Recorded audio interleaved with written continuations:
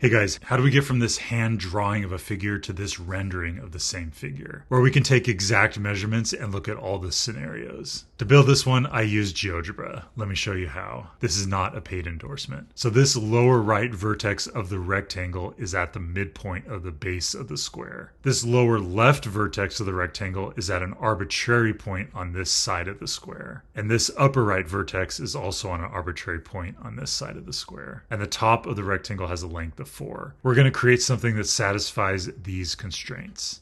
Let's do it. First step, let's hide the grid. So I'll go to Show Grid, No Grid. And then we can click on these tools because we want to use the geometric tools to do this. And we'll click on More so we can see all of them. So for the first step, I know this base needs to be equal to 4. So let's make a circle with a radius of 4 coming out of the center. Radius of 4. And then let's connect a segment from the center of our circle to roughly where we see that one. So this length of 4 is the same thing as this length of 4. And then wherever this point is located, that's the side of our square. So let's drop a perpendicular line right here. We'll find perpendicular line, click on the x-axis and this point. So this line will be this side of the square. And we know for sure we can mark this corner of the square. Let's do it right there. We'll find intersections of this and this. So this C is this corner right here, and this A is this midpoint right here. So if we make a circle with this radius, we'll have this other point as well. We want the circle going out to here. And then let's mark this intersection of the x-axis and this circle.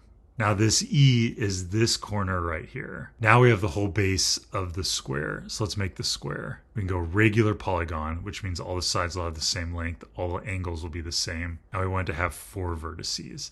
And that's our square. And notice as we move this, the square is going to change. And that's totally fine.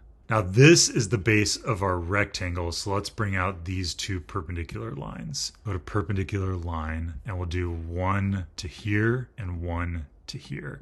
So these are the sides of our rectangle. And then the top of the rectangle is supposed to intersect right here. This upper corner is this piece right here. We can even mark that point. And then we can do another perpendicular line through there.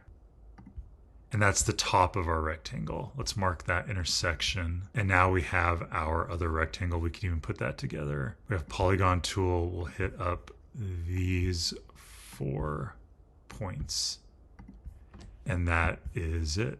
I think that's the answer. Now we have our rectangle and the square. So from here we can clean things up. We can hide all of these non-needed objects. And we're not going to need any of these labels either. So we can click on here and we can go to the show label and that'll get rid of all these labels. So now we have our rectangle and the square, and it's maintaining that this point intersects here, this point intersects in the middle, and this point intersects there. So then we can click on the object, go to settings, and let's make that white on the inside. I'll have to work on the edges.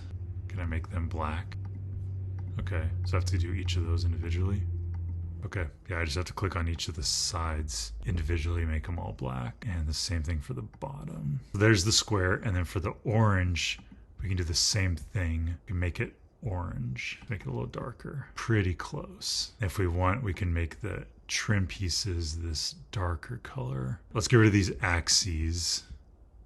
Now we have the figure, we can see all the different arrangements it could have. Let's take some measurements. So the big question is asking about the area. So if we click on area, we can see right away it's equal to 32. And no matter how we move it, the area is still 32. And that's the answer to the question. So I hope it was fun to see how to make this in Geogebra.